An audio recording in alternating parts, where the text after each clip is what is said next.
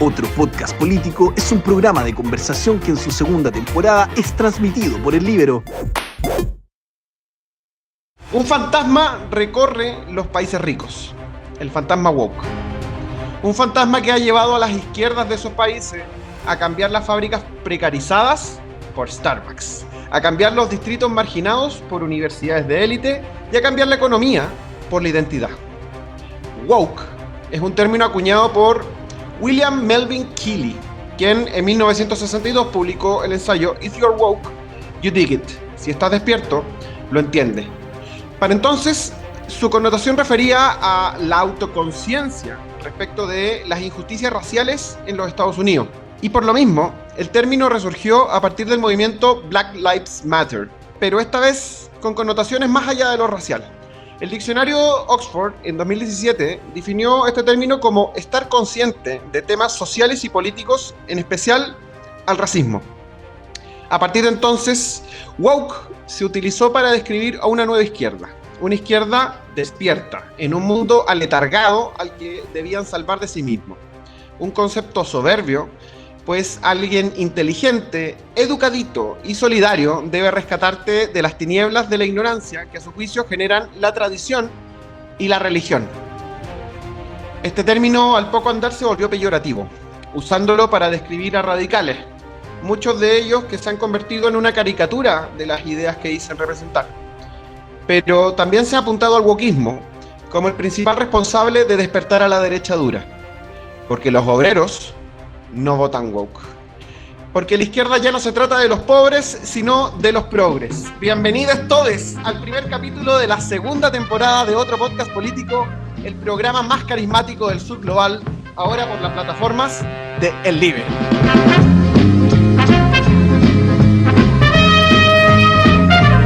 Bienvenidas y bienvenidos a el primer capítulo de la segunda temporada de Otro Podcast Político, el programa más carismático del sur global, esta vez con nueva casa medial, porque sí señoras, sí señoritas, sí respetable público, hemos conseguido un socio estratégico y este es nada más y nada menos que El Líbero, con quienes estaremos colaborando y obviamente generando productos durante esta segunda temporada. ¿Se acuerdan de que les dijimos de que la primera temporada era artesanal? Pues bien, ahora somos un programa de alta gama, porque no venimos solo a opinar, sino a describir hechos, decir verdades o declamar factos. Damos pie a esta nueva edición con un tema muy interesante que es nada más y nada menos que la izquierda woke. Doy la bienvenida a nuestros contertulios, primero que nada, a el intelectual sub-35, a la persona con más proyección dentro de este panel. Me refiero nada más y nada menos que al hermenéutico Rodrigo Pérez de Arce. ¿Cómo te encuentras en esta jornada? Hola amigues, muy bien, muy feliz de partir esta nueva temporada de Otro Podcast Político y además con puros temas notables para esta segunda temporada. Ya nos vamos a estar sorprendiendo. Se vienen cositas, así que todos muy atentos. ¿Se acuerdan de todas esas veces que nos dijeron, oye, este tema, este otro tema? Bueno, hemos tomado nota porque como dicen los choros, no actúan, toman nota y nosotros estamos en esa senda para poder ofrecerle a nuestra respetable audiencia el mejor producto. Bueno, y paso a saludar a una persona que fue un hit durante la primera temporada, una persona que ya tiene trato con las más altas autoridades de la Comunidad Europea, del Mercosur, del BRICS también. Me refiero nada más y nada menos que a nuestro 10, aquel que la para, la pisa, la piensa, el Timothy Chalamet de Macul, Martín Baudet. ¿Cómo está en este programa? Juan Pedro Rodrigo, qué gusto estar acá con usted en esta segunda temporada para empezar con todo a lo Game of Thrones. The North Remembers. Otro podcast político Remembers. Oye, ¿están viendo la serie de los dragones? Juan Pedro, sí, Rodrigo, ¿la están viendo? Voy al día. Tengo una teoría. A ver, para mí. Tengo una teoría. Ustedes saben que Game of Thrones está inspirada en la guerra de la Rosa, ¿no es cierto? Entre la casa de los York contra los Lancaster, que se matan entre ellos y después quedan los Tudor, etcétera, etcétera. Tengo una teoría de en qué está basado la serie de los dragones. George Martin no lo ha dicho, pero yo estoy casi seguro que está inspirada en las guerras carlistas de España. A ver, pero ¿cuál es esa? Yo te podría decir que se me podría ocurrir una forma bastante forzada de vincularlo a la guerra de sucesión, pero no se me ocurre una forma de vincularlo a la guerra carlista. Por supuesto, es que yo creo que vienen de las dos de la mano. Fernando VII, el rey del que nos independizamos, ¿no es cierto? Que es de uno de los peores reyes de la historia. El preso de Napoleón. Claro, a su cuarto matrimonio ya no tenía descendencia. Tenía niños que nacían y no alcanzaron a superar la infancia. Y todo decía que el sucesor natural tenía que ser su hermano menor, Carlos Isidoro María de Borbón, ¿no es cierto? ¿Y qué es lo que pasa? Que con su cuarta señora, después de mucho intentarlo, tienen una hija que supera la infancia, que es Isabel II, ¿ya? Y durante un par de años parece que el rey Fernando VII se retracta de que su hermano sea el sucesor a la corona, deroga las leyes sálicas, ya que prohíben que son las leyes francesas que prohíben que una mujer sea reina, ¿ya? Y dice, ok, perfecto, mi hija va a ser la sucesora al trono, ¿ya? Y ahí comienzan una serie de conflictos, ya, dentro de la unidad territorial de España, entre lo que eran los seguidores de la reina Isabel II contra los carlistas. ¿Cuál es el tema? Que para que vayan generando nexos con la serie.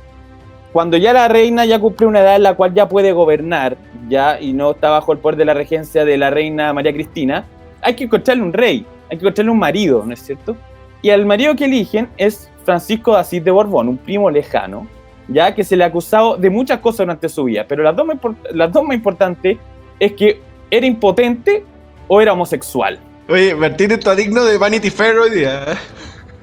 Pero que igual el tema que con el nexo de la serie, que es demasiado obvio ya, que al final, por supuesto, la reina Isabel II produce una serie de vástagos que son bastardos, que no son hijos legítimos del matrimonio entre Francisco de Asís y ella, sino que son de otras personas, de otros generales españoles, de otros novios que tenía la reina, ¿ya? Y ellos son los que finalmente se reclaman como herederos legítimos del trono contra los carlistas que a toda voz dicen, no, estos no son ni siquiera descendientes legítimos, ella no es la reina legítima, y bueno, ya continúan una década, serie de conflictos de guerra que terminan muy mal para España, y al igual que la serie, también significa la gran debacle de la dinastía de los Borbones, y también lo que comienza después con la crisis española, después y que después, tanto con conflicto interno, empiezan a perder todos sus territorios de ultramar, etcétera, etcétera. Pero eso estoy prácticamente seguro que en la luz de estos hechos que yo te presento, es que George Martin algún día va a decir que se basó en la guerra de sucesión hispánica de los carlistas para escribir House of the Dragon. Este es como el spoiler más sobreintelectualizado que he escuchado alguna vez en mi vida. Muchas gracias. Bueno, oigan, y no quiero dejar pasar la ocasión para saludar a el incombustible, irreductible, inconfundible, irreemplazable Rodrigo Martínez. I'll be back. Bueno, y en este nuevo capítulo de otro podcast político, como les contamos, tenemos un tema interesante, que es la izquierda woke, pero hemos reformado un poco nuestras secciones, ¿ah? Quiero decirles que hemos escuchado sus comentarios y por lo tanto vamos a empezar con la primera. Y esta se denomina nada más y nada menos que las verdades del hermenéutico. A ver qué verdad nos puedes traer en esta nueva sección que rescata lo más granado de las secciones anteriores, pero con un dinamismo, una nueva forma de expresión. A ver, Rodrigo Pérez de Arce, ¿con qué nos va a sorprender? Vamos a hablar ahora de basura, de aguas servidas y de cocaína. ¿Por qué todo esto? Hace algunos días, en una investigación, científicos brasileños encontraron unos tiburones pequeños, una especie brasilera, intoxicados en cocaína. Se descubrió la presencia de la droga en 13 animales marinos conocidos como calzón picudo brasileño. Y la investigación llevó a que descubrieran que desde las aguas servidas de la ciudad, un barrio que se llama Recreio dos Bandeirantes, cerca de Río de Janeiro, se vertía cocaína en el agua marítima, ¿ya? Entonces yo empecé a ver y si esto era una práctica común o era más bien una rareza. Y la verdad es que hay toda una rama de la ciencia que se dedica a indagar tanto las aguas servidas, lo que sale de los alcantarillados de nuestras ciudades, como la basura. No te puedo creer. ¿Y por qué es tan interesante mirar esto? Es muy interesante porque te permite ver de una manera indirecta y agregada, obviamente no te permite ver casos individuales, pero te permite ver muy bien cuáles son los hábitos de las personas, qué comida están consumiendo, qué tipo de desechos botan a la basura, qué envoltorios, qué marcas prefieren, cuáles son sus hábitos incluso sexuales. Pero también, entre otras cosas, nos permite entender mejor cuál es el consumo de fármacos que hay en una sociedad determinada. Antes de hacerle un doble clic a esto, la medición de aguas servidas fue una de las maneras en las cuales se iba detectando cómo se movía el COVID en algunas ciudades. ¿Por qué? Porque tú podías predecir en qué lugar habían más o menos cepas del virus. Hay todo un mundo en la basura. No, es impresionante la cantidad de cosas que se pueden saber. Entonces, otra de las cosas que se han visto, por ejemplo, y que nos lleva al tema de hoy, es cómo han cambiado nuestros hábitos de salud mental. ¿Qué tipo de fármacos estamos consumiendo, por ejemplo, para controlar la depresión, nuestra ansiedad, nuestros miedos? ¿Qué fármacos usamos también para dormir mejor, entre otras muchas cosas? Y me atrevo a decir que aquí estamos frente a un cambio cultural de gran escala y que, ¿por qué no?, puede estar relacionado con esta idea de lo woke y la salud mental. Muy interesante, Rodrigo, porque además me queda bastante claro que partiste buscando por el lado del consumo de remedios, salud mental, que es un tema que sobre todo a las generaciones más nuevas le dan un énfasis muy importante, y terminamos con tiburones jalando cocaína. Tiburones jalados. Tiburones con bruxismo. Aflójele la mandanga, señor tiburón. Los únicos tiburones que no comen nada porque no pueden abrir la boca de lo duros que estaban. ¿Dónde militarían esos tiburones si tuvieran militancia política? Me Ay, pregunto Dios, yo. ay, Dios. A ver si se atreven. Hay un partido, pero no lo vamos a mencionar. Saludos para los militantes de aquel partido. Bueno, muchas gracias, Rodrigo, y vamos a dar paso también a una sección que fue muy rescatada, aplaudida, y esta llega en una versión mejorada, 2.0. Vamos a pasar al siempre bien ponderado WhatsApp colaborativo con Martín Baudet. Juan Pedro y Rodrigo, ¿qué tal? Acá nuestro WhatsApp colaborativo. Bueno, mira, Juan Carlos y Francisco Javier nos mandan saludos. Nos dice el chiquillo, seguimos todos sus capítulos, felicitaciones por una segunda temporada. Hoy una consulta, ¿ustedes le están copiando un poco a Plan Z? ¿Qué? ¿Nos están tratando de plagiadores? ¿Qué? Bueno, la verdad es que sí, estamos plagiando a Plan Z. Ahora tenemos una nueva sección que se llama Haitianos Millonarios. Mapuches millonarios.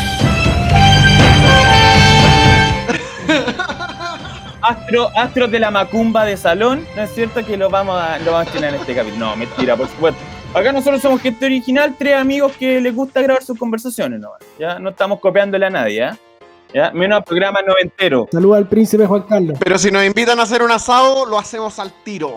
Exactamente. Oye, esto no es Rick and Morty, no son una copia de una serie noventera. Déjame decir que a mí para mí sería un honor que me acusen de plagio de Plan Z. ¿Qué programazo? Sí, yo me encuentro que es un buen programa. No es una mala comparación. Bueno, y obviamente para nuestros auditores más jóvenes, explicarles que es un programa que apareció a mitad de los años 90 en el canal Rock and Pop, muy controversial. Hoy día no podría estar en ningún tipo de medio de comunicación por su tipo de humor. Como varias cosas.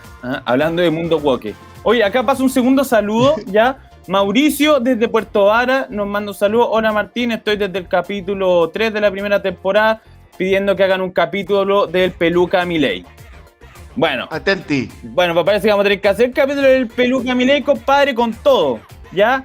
Con la Bullrich, con los montoneros que matan guaguas, con los perros clonados, etcétera, etcétera, con la hermana que es la JEP, todo, ya. Vamos a hacer un capítulo de Milei con todo eso, ya, para que se queden tranquilos, para que la gente de nuestro WhatsApp colaborativo crea que nosotros lo escuchamos. Si el pueblo lo pide, nosotros lo entregamos. Nosotros lo entregamos. Eso sería WhatsApp colaborativo, Juan Pedro. Bueno, muchas gracias, Martín. Y también, obviamente, saludar a toda nuestra audiencia around the world. a las personas que nos escuchan, solamente por mencionar países así al azar, en Eslovaquia, en China, en Colombia, además de una amplia gama de personas de distintos países. Sí, exactamente. Bueno, y ha llegado la hora de entrar en materia, de ponernos serios. A mí me interesa mucho plantear que este es un ejercicio que queremos hacerlo obviamente con un tono en el que podamos reírnos, donde podamos ser absolutamente críticos, pero donde también podamos ponernos en la posición de entender qué es lo que viene detrás de todo esto, de estas corrientes que se denominan, se agrupan, mejor dicho, dentro de la chapa woke. No todas son lo mismo, no todas están incluso en sintonía, pero hay un universo simbólico que los une. Bueno, ¿y qué es ser woke? Es lo que nos preguntamos y que nos va a explicar nadie más y nada menos que el hermenéutico, el intelectual sub-35, la persona más valorada de este panel. Rodrigo Pérez de Arce, ¿qué nos puedes contar? Muchas gracias, Juan Pedro. Bueno, partamos por tratar de definir qué es woke. Como tú decías al principio del programa, el origen del término es una palabra en inglés que significa estar despierto o estar alerta, ¿no? Y eso fue evolucionando de ser una llamada a tener conciencia sobre injusticias raciales en el contexto norteamericano a un término mucho más amplio de conciencia social. Y esto lleva a que actualmente se entienda de una manera que digamos puede ser interseccional, ¿no? Que cruza distintos tipos de injusticias que pueden haber en una sociedad, como la raza, el género, la orientación sexual, la desigualdad económica. Uh-huh. Y en Chile, por ejemplo, tiene que ver este mundo con la protección también de estos derechos, pero con los derechos indígenas, como se vio en la Convención Constitucional, o los animales y el medio ambiente. Te puedo hacer una pregunta antes de que vayamos avanzando, pero ¿cuánto determina el contexto estadounidense ese tipo de cosas? Porque lo digo pensando en que muchas de las dinámicas, a ver, hablar de que el racismo no se explicita todo lo que se puede en Estados Unidos tiene bastante sentido, dado que ellos creían que habían derrotado al muy racista Hitler al mismo tiempo de que mantenían leyes de segregación en su país. Entonces, ¿cuánto influye la realidad estadounidense en la articulación de ese término? La verdad es que muchísimo, pero hoy día cada país o cada grupo que podríamos llamar progresista lo hace propio a su manera. Entonces vemos muestras de lo woke en Europa, muestras de lo woke en América Latina, muestras de lo woke en Estados Unidos y así. En Estados Unidos, por ejemplo, está súper anclado hoy en día al tema del Black Lives Matter, ¿verdad? Este movimiento respecto de los abusos policiales con personas negras, ¿no?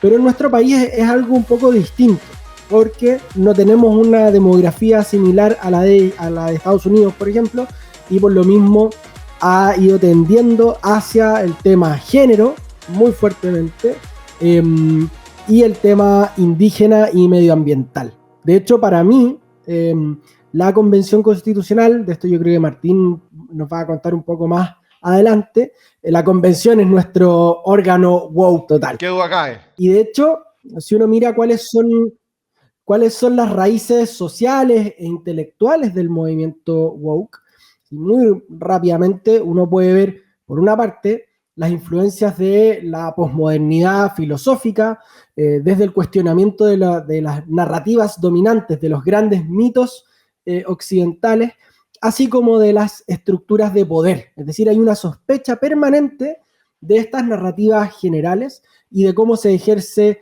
el poder, y va a estar buscando todo el tiempo las pequeñas dominaciones. Claro, pero eso, a mí me pasa que yo siento que ellos beben de autores postmodernos, pero beben en parte. Es decir, exactamente, critiquemos cómo se han dado los roles de género, critiquemos cómo se ha dado la relación entre distintos pueblos en el sentido como de etnia o qué sé yo, pero no cuestionan los sesgos propios de esas ideologías que ellos mismos instalan, ¿cachai? Entonces, porque lo que quiero establecer es que me parece que es menos profundo de lo que uno pensaría el movimiento woke. ¿Qué opinas tú? Sí, yo estaría de acuerdo con con que el militante woke, la persona progre, es menos profunda de lo que son las raíces intelectuales de este movimiento, ¿ya? Porque efectivamente hay algunos autores relevantes. Claro, porque yo pienso que Derrida hubiera visto la Convención Constitucional y le habría dado un paro cardíaco, po. Probablemente. Bueno, a cualquiera en verdad. Y junto con esta idea, digamos, de la posmodernidad, está todo el avance de la teoría crítica, el análisis de la sociedad y la cultura para revelar, por una parte, denunciar y desafiar las estructuras de poder predominantes, ¿ya? Cuando dices crítica, ¿te refieres a la herencia de la escuela de Frankfurt, por ejemplo?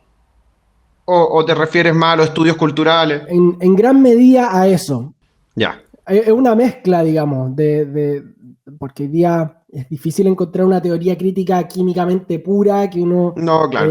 que no esté mezclada, por ejemplo, Frankfurt con Foucault, por ejemplo, que va a ser un autor súper relevante en buscar estas instituciones que perpetúan una manera de ejercer el poder o de buscar esos micropoderes que estructuran la sociedad, que se dan en las interacciones cotidianas, pequeñas, chiquititas, y que construyen una manera de entender la sociedad que finalmente termina perpetuando el poder de los mismos de siempre. Perfecto. Mira, simplemente para ilustrar a nuestra audiencia, cuando se habla de teorías críticas, generalmente se refiere a la escuela de Frankfurt, que es una escuela intelectual que une desde Adorno, Horkheimer, más tardíamente Jürgen Habermas, etcétera, pero también desde una perspectiva bastante distinta, pero suelen entrar como en sinergia. Se suele hablar de Michel Foucault, que era francés, se suele mencionar los estudios culturales de la Universidad de Birmingham, que el señor Rodrigo Pérez de Arce irá conociendo en el devenir de los capítulos. Lo que quiero decir es que no es lo típico de que hay un intelectual orgánico tipo, no sé, Jaime Guzmán o Antonio Gramsci, que escribe una cosa, se lee un manual y el resto lo sigue, sino que esto es mucho más un universo de teorías y hipótesis que estos grupos van tomando para poder articularse. Eso. Así es. Y eso es muy interesante, Juan Pedro, porque a pesar de que uno puede ser muy crítico de lo woke o del progresismo y de la manera en que hacen política, en fin, de los problemas que vienen asociados a esto, la verdad es que esta cazuela intelectual responde, yo creo, al menos a tres fenómenos sociológicos que son reales. El primero es que de una u otra manera las conexiones entre personas se han ido debilitando, ¿ya? Por el impacto de la tecnología, las redes sociales paradójicamente nos aíslan. Vamos perdiendo también espacios comunes para el diálogo, las familias pierden también su espacio como unidad nuclear. Segundo, la desconfianza, que puede estar en el origen de lo woke, se erosiona la confianza en instituciones como el gobierno, los medios de comunicación, el sistema educativo, incluso los padres. ¿Por qué? Porque hay escándalos políticos, hay crisis económica, hay crisis de autoridad. Y esta desconfianza obviamente alimenta la búsqueda de nuevas narrativas y explicaciones, dado que este mundo, digamos, se está cayendo. Y como contracara a esta crisis de confianza, muchos esperan que las universidades, que las empresas, que los gobiernos, que los trabajos te den protección contra esas agresiones, ¿ya? Y vamos a ver que mucho de lo woke tiene que ver con los umbrales de lo que es tolerable y lo que no, de poner las red flags, las banderas rojas, de los espacios seguros, de no leer a ciertos autores, en fin. Y un tercer elemento es el declive de las religiones tradicionales, ¿ya? La disminución de la afiliación religiosa en las sociedades occidentales desde finales de los 80 en adelante. Y el impacto en la moral, en los valores sociales tradicionalmente anclados en cada religión, pueden redundar en que aparezca este fenómeno. Y lo interesante es que lo woke puede ser visto como una nueva religión. Y esto, claro, uno va a decir, pero ¿cómo si esta gente no cree en nada? Es súper individualista, hace un poco lo que quiere y desconfía de los grandes relatos, si uno mira, hay ciertas similitudes estructurales. A ver. Hay dogmas, hay rituales, hay cosas que no se pueden decir, cosas que no se pueden cuestionar. Hay rituales como el llamado a la acción o incluso la protesta.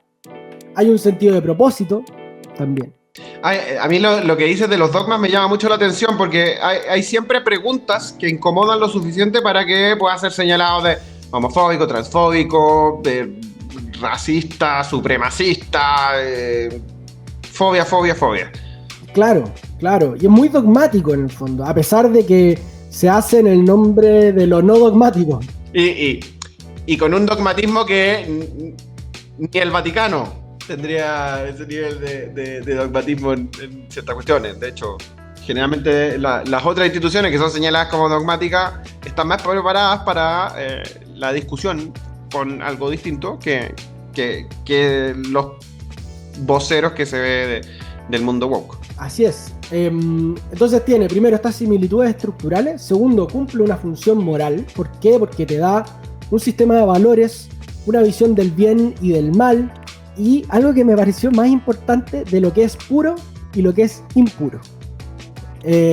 Como un parteaguas para la acción colectiva. Y por eso, por ejemplo, la funa, la denuncia, en fin, todo ese tipo de práctica. Y por último, obviamente, una comunidad, un sentido de pertenencia, una identidad compartida, que yo creo que también es algo, digamos, que aunque sea en muchos casos una caricatura, responde a una necesidad o a un fenómeno social, político real. Y a mí me gustaría, para cerrar, contrastar todo esto con las perspectivas que han propuesto Jonathan Haidt y Greg Lukianoff en un libro que originalmente se titula The Coddling of the American Mind, que fue traducido al castellano por la Fundación para el Progreso, y ahí se tituló Malcriando a los jóvenes estadounidenses, donde se critica esta cultura de la seguridad y de la protección excesiva en los campus universitarios, ¿ya? Ellos están muy centrados en ese fenómeno, pero la verdad es que uno lo puede extender a más lados. Y lo anclan en el concepto de la fragilidad, de cómo la sobreprotección puede llevar a que los jóvenes tengamos incluso una menor resistencia psicológica. Y de hecho, si uno mira los datos de distintas encuestas norteamericanas o incluso chilenas respecto de si la juventud o la edad a la que la juventud empieza a manejar autos, a la que tiene algún tipo de primera experiencia como tomar alcohol o probar el cigarro o alguna droga, y la verdad es que todo eso se va extendiendo o se va retardando más en el tiempo. Y Haidt y Lukianoff acuñan un concepto que a mí me gustó muchísimo, que son lo que ellos llaman las 3 grandes mentiras. La primera es que lo que no te mata te hace más débil. Como contrasta, lo que no te mata te hace más fuerte. Entonces, hay una juventud que no se quiere exponer a peligros que te pueden hacer daño, obviamente, en algún sentido. Te pueden desafiar, pueden ser difíciles de traspasar, ¿no? Claro, pero en eso también hay un problema intelectual, que es que parte de aprender es que tú salgas de tu zona de confort, te hagas preguntas que no te has hecho, que veas una perspectiva que puede no gustarte, pero eso es parte de aprender, po. Exactamente. ¿Y en qué medida eso también puede ser considerado por alguien violencia? Obviando las cosas que pueden ser explícitamente violentas, y me interesa más este borde, cómo obstruye el proceso de aprendizaje. En el fondo se ve todas estas experiencias desafiantes como no como un obstáculo que hay que vencer, sino como algo que te va a hacer un daño inmenso, ¿no? Claro, como algo de lo que te deben de resguardar. Exactamente, que te tienen que cuidar, ¿verdad?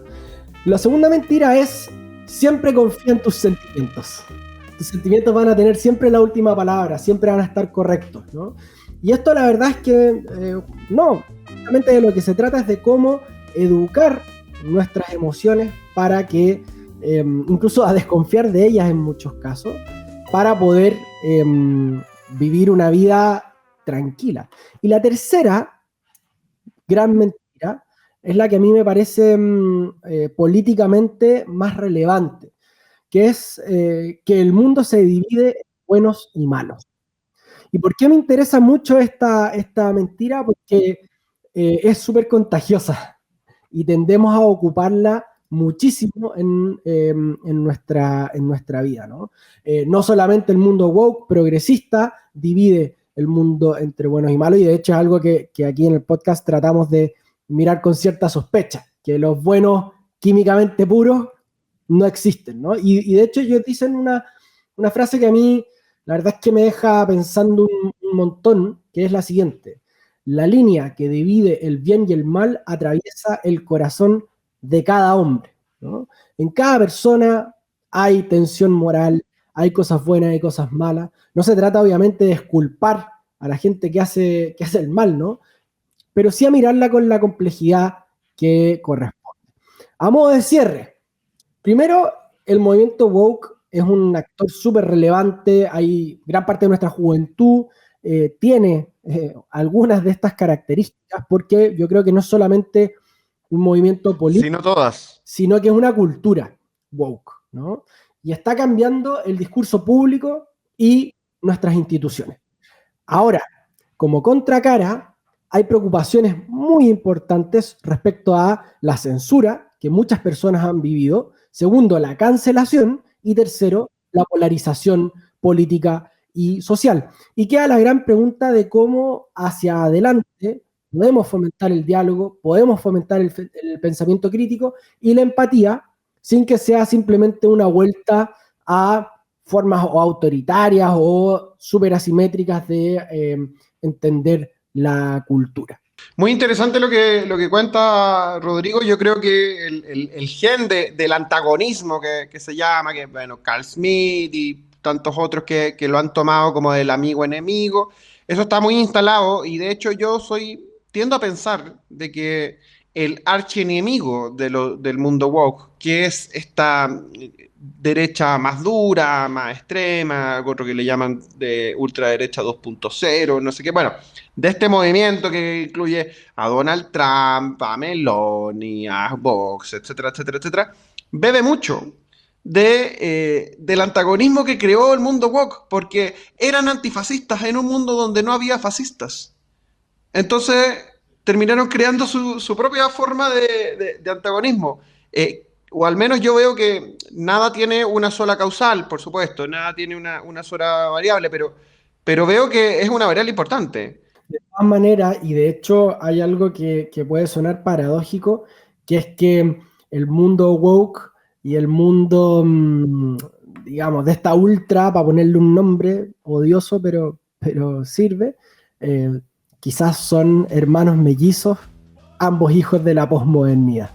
Bueno, yo nunca olvidaré una entrevista que se le hizo a Steve Bannon, creo que la hizo Axel Kaiser, en donde él decía que el futuro no iba a ser entre república y populismo, sino que iba a ser entre populismo de izquierda y populismo de derecha.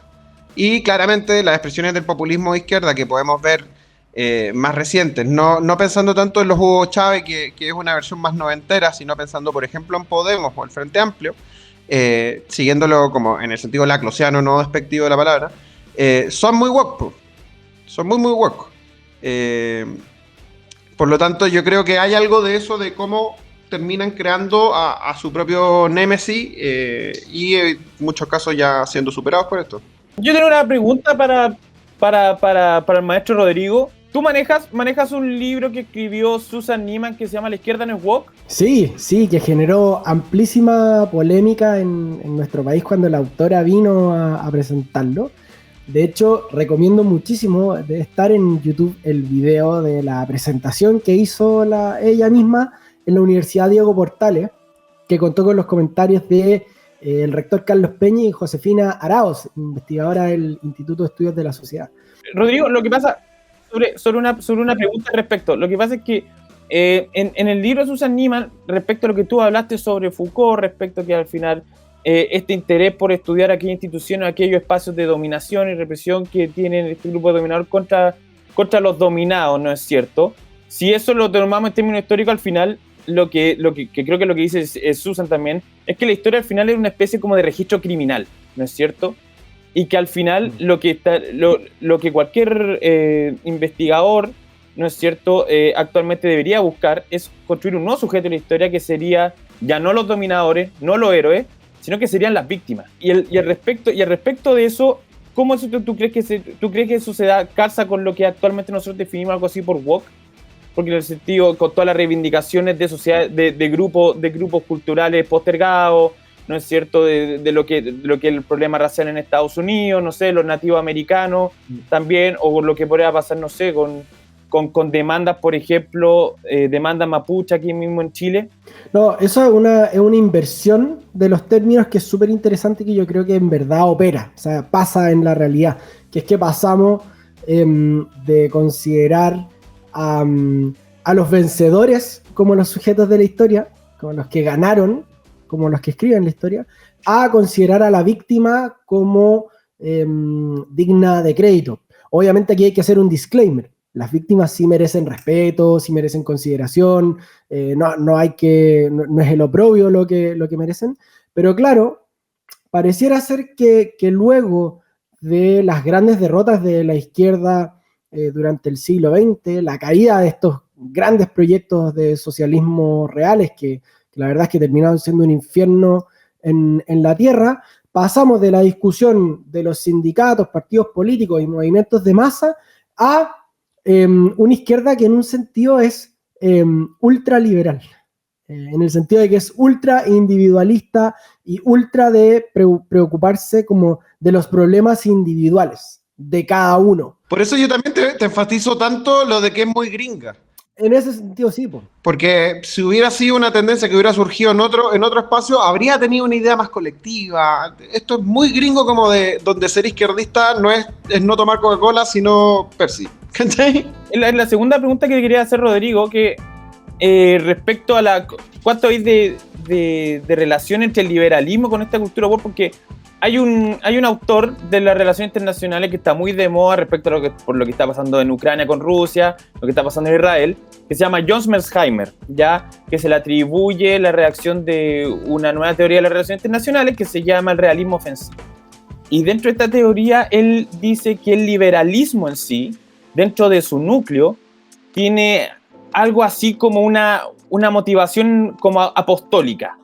Ya como que el liberalismo está bien, permite que existan otros, pero el liberalismo siempre está moviéndose para que los demás se vuelvan liberales.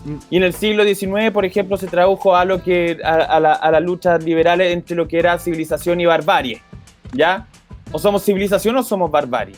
En esto del mundo woke, todo lo que es de este mundo de la cancelación, de una especie como de discurso único, de intolerancia en el debate político, ¿crees que hay una relación con el liberalismo a partir de la cultura woke? O sea, a mí me parece que sí. Ciertamente un liberalismo pervertido, si quieres, o que no le hace justicia a sus ideales originales, ¿verdad? Funado por usar esa palabra. Funado, sí, muy mala palabra. Perdón, amigues, perdón, auditores. Es un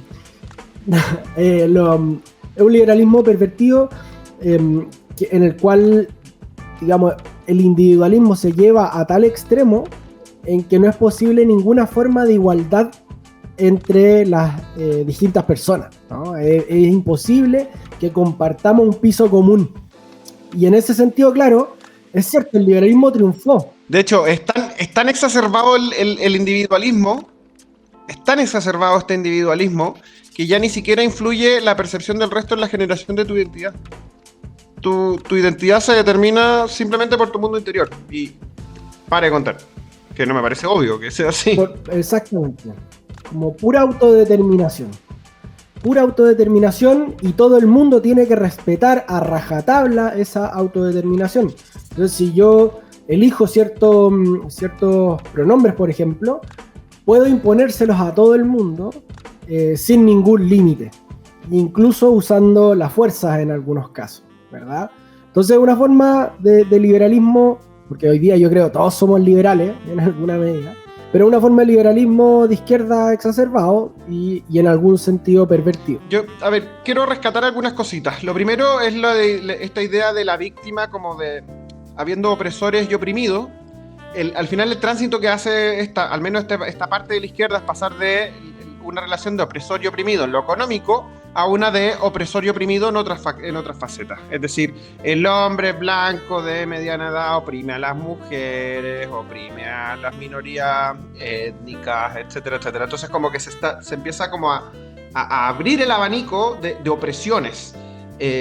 Ahora, también quiero poner un punto. ¿No será con esta idea de la víctima en verdad la búsqueda de una expiación tipo mártir?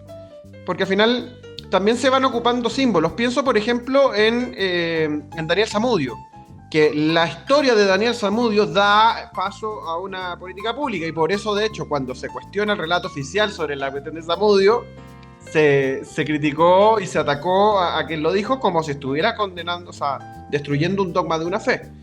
Porque al final veo, más que en la idea de la víctima, está la idea del mártir. El mártir que es completamente oprimido, pero que deja un mensaje o un símbolo que expía al resto. Que al final es una semblanza cristiana de toda la vida, pero...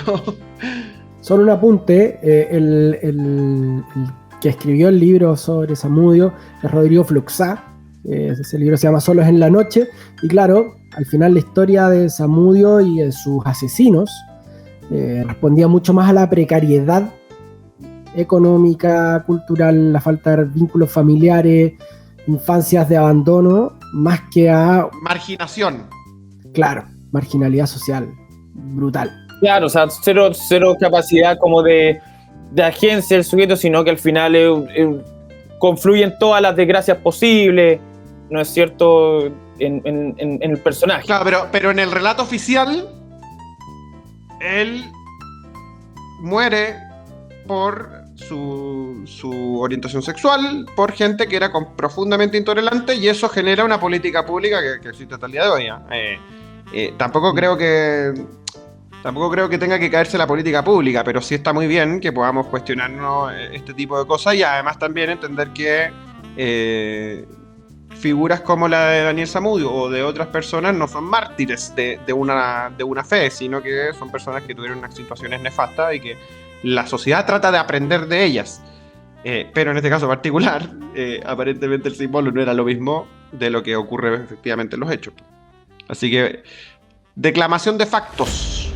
Así nomás. En otro podcast político, el 31 minutos de los podcasts. Bueno, muchas gracias, Rodrigo Pérez de Arce, y tenemos que avanzar.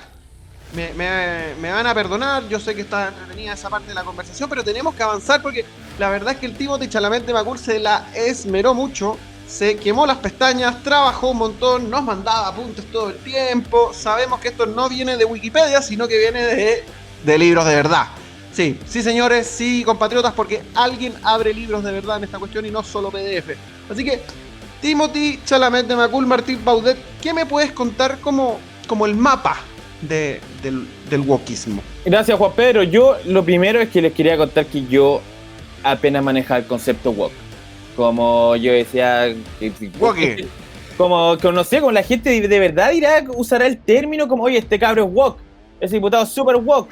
No sé, pues, yo no entendía nada. Entonces me tuve que meter a estudiar. Te pasado woke embarado. He pasado woke, no me imagino, no sé, en algún partido político de derecha, alguien dirá, el que no salte woke, no sé, pues.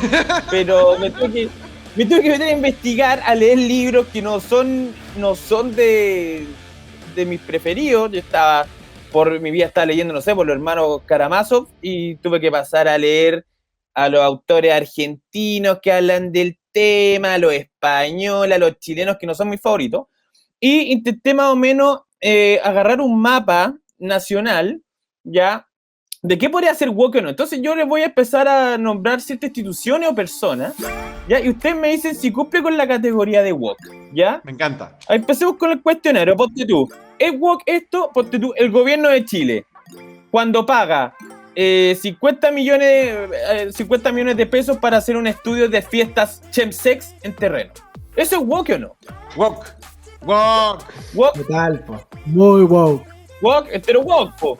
Oye, yo no sé qué es chemsex.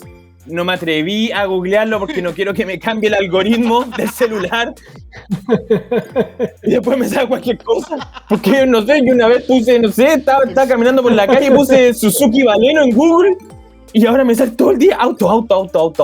Entonces no, yo no quise googlear que era un chemsex. No sé si alguien de la gente que está escuchando lo sabe, no sé, pero yo no quise cambiar mi algoritmo. Ya, entonces eso es wok. ¿Ya? Entonces, wow. sigamos con... Sí, ponte tú, no al TPP-11. ¿Era wok o no? No, eso para mí era gente de izquierda de toda la vida. Semi-walk. Eso era semi-wok, ¿no es cierto? Ya, a pesar de que no se cumplió nada lo que pedía el TPP-11, ¿ah? Semi-walk.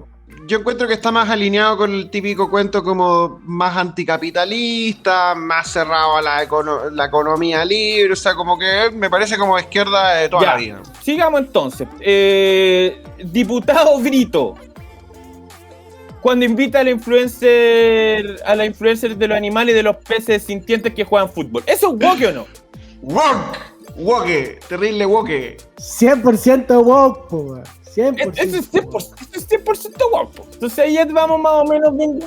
Sí, de hecho el diputado Brito podría ser el rey woke.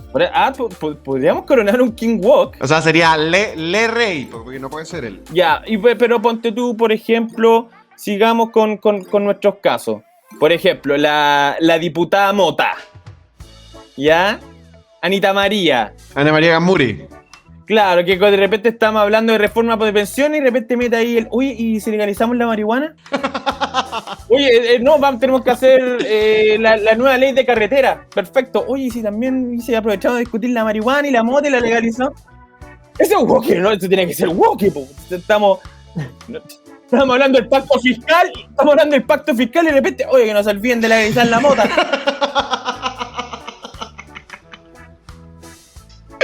Yo encuentro que no, para mí es hippie. No, eso tiene que... Eso es woke. Pero yo lo encuentro hippie nomás. Como podría haber sido alguien en los 60 haciendo lo mismo. No sé si en este país, pero... Adolescencia. Pura adolescencia tardía, weón. Adolescencia tardía. Bueno... No, y aparte que cuando hablamos de woke, yo siento que respecto de drogas se refieren como a cosas más duras. Ya, bueno. Ya, pero ponte tú, sigamos entonces sigamos en el Congreso, ponte tú. Ya. Diego Ibáñez cuando dice que la prioridad del nuevo partido del Frente Amplio tiene que ser el ecologismo, el feminismo y la probidad. ¿Eso es woke o no? Woke. Eso es súper woke. O sea, las necesidades de este país son la seguridad, el crecimiento, la vivienda, la migración. Sí. Están con... No, eso es woke, po. Súper woke. Sigamos con acá con nuestro mapeo. Mira, aquí... Cuando la alcaldesa de Santiago instaló los refugios climáticos en Santiago Centro. ¿Eso es woke o no es woke? Ay, Dios. Ay, Dios. Woke. Eso tiene... No sé si termina de ser, pero tiene bastante, porque es como... Tú, oprimido por el sol. y palabras anexas sobre la calidad del refugio, que era como una cuestión con agua. O sea, claro, el cambio climático existe y pasa y todo lo que queráis, pero lo de los refugios climáticos yo creo que fue una pasada. No, tiembla Putin, tiembla Xi Jinping, claro. Tiemblan todas las economías que han tirado monóxido de carbono porque en este país, en el culo del mundo, tenemos un refugio climático. Oye, sí, tiembla Texas. Increíble. Tiemblan las plantas de Texas que viene el refugio climático. Oye, salgamos un poco del Congreso, ponte tú. La USACH. Cuando el rector de la USACH quiebra todos los convenios que tenía con universidades israelitas por el tema comparativo. Eso, por presión de los estudiantes. ¿Eso es woke o no? Ay, qué complicado. Yo no sé si es woke, lo encuentro como cabro chico nomás. ¿Ya? Porque es algo que podría haber habido antes, no sé, en los 80 podría haber habido una movilización de ese tipo, ¿cachai? Porque al final es como el típico no a la guerra, que no sé qué, la cacha la espada. Pero tomar la decisión tú siendo el rector me parece que es como de cabro chico nomás. No sé si me parece particularmente woke. Bueno, entonces eso lo vamos a dejar... Ahora, sí es verdad que todos los woke estaban en esa postura, pero no me parece distintivo de eso. Perfecto, lo vamos a dejar ahí entre asterisco. ¿Ya?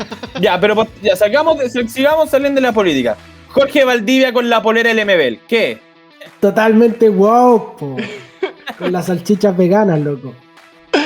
Ah, no, yo veo un hombre haciendo todas las renuncias que puede para obtener todos los réditos que pueda. Sí, bueno, todos conocemos casos así, ¿eh? Tiene uno para juzgar. Sí. Claro, tiene uno para juzgar, ¿no es cierto? Un saludo para nuestro auditor. Que nos Jorge escucha Valdivia. siempre, ¿ah? Compañero, colega, pues trabaja en radio, ¿no? Es toda la razón. Ahora un hombre de medio. ¿Verdad? Colega Valdivia, un abrazo. Un hombre medio. Oye, sigamos con nuestro... este se me pasó del mundo legislativo. ¿Han visto la nueva dupla legislativa que se cree en Rockstar? La Manucheri y Chicardini, ¿la han visto? Está fuerte. Que como que hace un año propusieron eliminar la UEF, ¿no es cierto? ¿Ya? ¿Se acuerdan que como hace 6 meses propusieron días libres tras la muerte de tu mascota? ¿Eso es woke o no? Absolutamente woke. Eso Absolutamente woke. es woke. Eso es woke, es la nueva dupla estrella legislativa de Manucheri y Chicardini. No, como ese rollo de convertir a la mascota en un sujeto tan válido como un humano, me parece que es lo más woke del mundo. Cacha que ahí yo quiero meter un pelo a la sopa, porque yo no soy muy mascotista, ¿eh? Pero creo que aquí se mezclan y te muestra muy bien que lo woke tiene una parte como cultural, como de discurso cultural, y otra parte real. ¿Cuál es la parte real? Que es que las personas estamos cada vez más solas. Y cada vez tenemos menos hijos, y es cada vez más difícil tenerlo, y lo reemplazamos por mascotas, po. Ahora, la cuestión, como decía Juan Pedro, es que se equiparan el valor de un ser humano con el valor de una persona, y entonces el duelo por la muerte de una mascota, que puede ser algo súper traumático y súper triste, se transforma en lo mismo que se te muera un hermano, tu pareja, tu papá o lo que sea, ¿no? Claro, y al final lo mismo que decías tú hace un rato citando a Haidt, que como que tus emociones siempre tienen la razón. Y yo no puedo criticar a nadie que quiera mucho a su mascota, me parece súper normal, súper legítimo. También quiero agregar el punto de no solo estamos más solos los seres humanos, estamos cada vez más lejos de los animales. Porque ya no vivimos en espacios donde matemos tengamos nuestro propio ganado, donde matemos cada tanto una gallina, un conejo para poder comer, etcétera, etcétera. Entonces como que se ha instalado la percepción en la gente que vive en las grandes ciudades de que la carne sale de los árboles. Y por otra parte, les cae muy bien su mascota, entonces todo el mundo tiene que ser absoluta, total y completamente ¿cómo llamarlo? Pro humanización de los animales en una circunstancia que me parece que al final es más reflejo del estado de los sujetos humanos que de otra cosa. Ofa, buena aclaración. Y bueno, aquí están para ir terminando más o menos. Esto yo de verdad no sé si son woke o no, pero ¿qué opinan ustedes? Servicio jesuita de migrantes. Ufa. Yo encuentro que no, pero me abstengo por tener ropa tendida. Ufa. Sí, está complicada la cuestión. Es complicada la cuestión. Lo que yo diría que sí es woke es que es el eslogan de que no hay personas ilegales o la exacerbación del derecho humano a migrar. Eso es poco serio. Eso es poco serio. Ningún país puede recibir a todo el mundo. Nunca, jamás. Fin de la historia, ¿cachai? Como que... Claro, lo que va a esta pregunta es que en el fondo los woke también permean instituciones antiguas como la Iglesia Católica. Puede ser, sí. Yo creo que en algunos casos sí, no sé si en este exactamente. Lo que pasa es que, a ver, yo, para ser justo, yo sé que el servicio jesuita migrante es más antiguo. No bebe necesariamente de esto. Ahora, de que influye, eso no quiero como evadir la pregunta. Me parece evidente que hay espacios de la iglesia, y particularmente más la Compañía de Jesús, que probablemente hay las más conservadoras, están más expuestos a este tipo de tendencias culturales. Pero como lo están las modas también, ¿cachai? De hecho, yo también un poco lo que me voy quedando de woke, o sea, de reflexión en torno a lo woke, es que puede que tenga bastantes componentes de moda. Y obviamente, bueno, la iglesia y ciertas instituciones dentro de ella se pueden ir permeando de ello. Ahora, sí es verdad, y para recalcar lo que dice Rodrigo, que ese el eslogan de nadie es ilegal, todo el mundo está bienvenido, o por ejemplo en Europa que te ponían Welcome Refugees. Claro, es súper fácil poder hacerle Welcome Refugees cuando tú tenías una situación económica, laboral, y familiar y social que te permite que eso no te genere ningún problema. Cuando tú tienes problemas con tu vecino que es extranjero porque tienes choques culturales, porque tienes hábitos distintos, etcétera, es bastante diferente la historia. Y al final lo que yo esperaría de cualquier tipo que trata de hacer política es que entienda que la migración es un tema complejo y que ningún eslogan la va a resolver. Muy de acuerdo, muy de acuerdo. Y este último, para ir cerrando, a ver si conseguimos consenso. Los semáforos de las Condes de Lavín, ¿son woke o no son woke? Un gustito electoral, yo diría. Esa elección ya pasó, ¿eh? Entonces yo... No sé cuáles son esos semáforos. Los semáforos que tenían eran... ¿Cómo se dice? Rodrigo, usted que es sociólogo. Inclusivo. Semáforo inclusivo. ¿Pero por qué? ¿Pero por qué son inclusivos? Porque ponían a dos varones, dos hombres tomados de la mano en la luz verde y dos mujeres tomadas de la mano en la luz roja. ¿Entonces woke? Ah, absolutamente guapo. Yo pensé que se referían a esos típicos que de repente tienen sonidos como para la gente que no puede ver o cosas así. No, estáis loco. Pero claro, va a ser la tallita. Eso está muy bien, Juan Pedro. No, eso está bien, pues la gente son las que llega, claro, tiene que cruzar. Sí, pero es que no sé qué es lo que le parece mal a ustedes, pues. No me voy a poner de entrada así. Bueno, y ese es más o menos nuestro mapa woke, Juan Pedro y Rodrigo. Espero que hayamos sido capaces de encontrar ciertas respuestas del mundo que nos rodea. Oye, me gustó mucho tu ejercicio, Martín, para que lo considere en otras entregas. Creo que queda muy clarito también que sí, dónde no. Sirve para poder ir dibujando una línea. Y en un tema que es interesante. Exactamente, yo quería bautizar esa sección como cuestionario woke, pero yo creo que no sé si sirve para todos los programas, así que bueno. El woke-tionario. Lo vamos a tener. Espero que la gente que nos está escuchando en el WhatsApp colaborativo nos diga si les gustó el cuestionario woke o no. Me encanta. Muy bien, Martín Baudet, el Timothy Chalamet de Macul, demostrando a través de las cosas didácticas que hacemos que no somos una copia de Plan Z, pero que sí somos el 31 minutos de los podcasts. Bueno, y va llegando la hora de simplemente pasar a las palabras de cierre, porque a las cosas buenas hay que saber ponerle término, porque queremos que el programa salga redondito, y la verdad es que yo estoy bastante contento. Pero vamos con ustedes, con los panelistas. Rodrigo Pérez de Arce, Intelectual C35, el MVP de este panel, el hermenéutico. Palabra al cierre.